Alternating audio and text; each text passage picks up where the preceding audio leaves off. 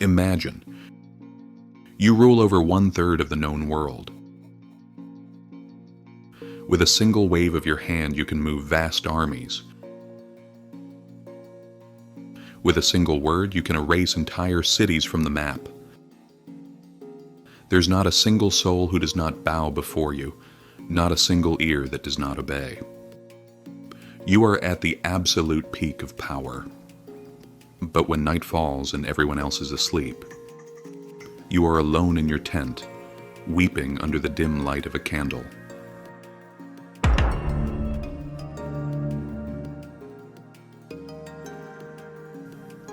This is the Germanic forest in the 170s AD. Outside there is freezing cold, mud, blood, and the terrifying screams of barbarian tribes. Worse still, the Roman Empire is being torn apart by the deadliest plague in its history. The streets are piled high with corpses, and right in the middle of this chaos stands the man sitting on the ultimate throne of humanity, Marcus Aurelius. He was the absolute master of Rome. Yet, he despised the crown. He had only one true desire, to be a philosopher.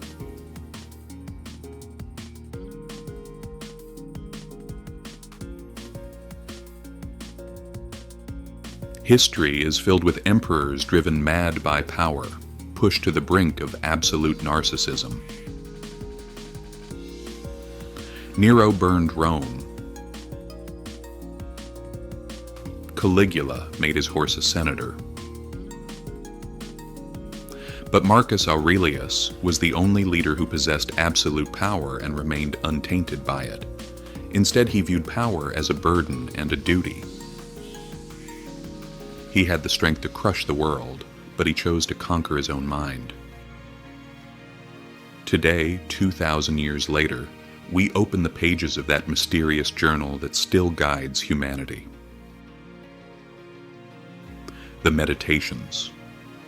Welcome to the darkness of the emperor. Marcus grew up far from the deadly intrigues of the palace, living a quiet childhood. He loved books, philosophy, and especially the teachings of Epictetus, a man born as a slave who managed to free his own mind. To Marcus, luxury, silk robes, and golden cups were meaningless. He was a boy who preferred to sleep on the floor wrapped in a philosopher's cloak, but destiny had a completely different plan for him. The emperor of the time, Hadrian, noticed the extraordinary wisdom and honesty in this young boy. He chose him as the future heir to the throne. At the age of 40, Marcus reluctantly took that immense burden onto his shoulders. He became the Emperor of Rome. He did not celebrate on the day he took the throne. He wept, telling his friends how palace life could corrupt a philosopher's soul. But he did not run away. Stoicism had taught him, you cannot choose your role in life. Your duty is to play the role given to you to the best of your ability. And his role was to save a collapsing empire. His reign turned into an absolute nightmare. In the east, the Parthians attacked. In the north, Germanic tribes breached the borders. The Antonine Plague knocked on the very doors of the palace. Throughout his life, Marcus buried 8 of his own children. He broke down as a father at the coffin of each child, yet he had to stand tall as an emperor. Then he received the heaviest blow of his life. His most trusted general, his close friend Avidius Cassius, spread rumors of Marcus's death and declared himself emperor in the east. It was the ultimate betrayal. Any ordinary Roman emperor would have burned with vengeance, turning rivers into blood. What did Marcus do? He gathered his army, but gave his soldiers a strict order. Do not kill him. Capture him alive. so that the whole world may see the mercy I have for him. Marcus wanted to forgive the friend who stabbed him in the back. He wanted to face him with Stoic wisdom. But before Marcus could arrive, Cassius was assassinated by his own men. When the severed head of the traitor was brought before Marcus, he turned away and wept.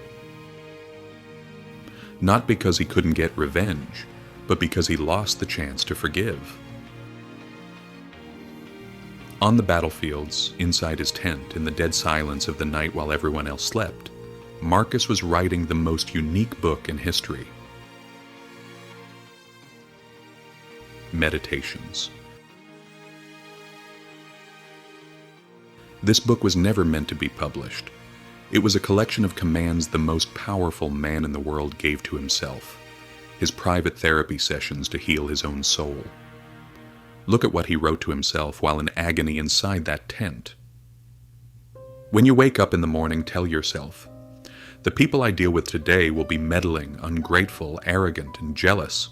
None of them can hurt me, for I know the nature of good and evil." If you are distressed by anything external, the pain is not due to the thing itself, but to your estimate of it, and this you have the power to revoke at any moment. The best revenge is to not be like your enemy. Our life is what our thoughts make it. Marcus faced death every single day. Because of this, he constantly reminded himself of Memento Mori, the reality of death. He wrote, "You could leave life right now. Let that determine what you do, say, and think." These words were not born in glamorous palace halls. They were forged in military tents where the breath of death was always felt. The year is 180 AD, the military camp of Vindobona, known today as Vienna. Marcus Aurelius is 58 years old. The plague has finally claimed his body. On his deathbed, he looked at his generals and soldiers weeping around him. There was neither fear nor regret in his eyes. He whispered to them one last time with philosophical reproach, "Why do you weep for me? The plague and death are the common fate of us all. Stop weeping for me, and think instead of the people I leave behind." When he closed his eyes, the golden age of the Roman Empire, Pax Romana, the Roman peace, died with him. Those who followed him drenched the world in blood. But the small pieces of parchment he left behind in his tent crossed empires and survived the centuries to reach us today. The very philosophy that eased the pain of the world's most powerful man 2,000 years ago still guides those of us lost in the chaos of the modern world. Marcus Aurelius proved to us that it doesn't matter what happens to you. What matters is how you meet it in your mind.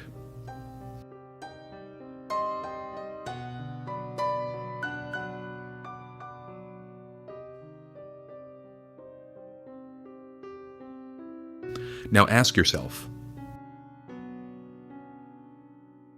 will you stand against the storms of life like an emperor today? Or will you be like a leaf blown away by the wind,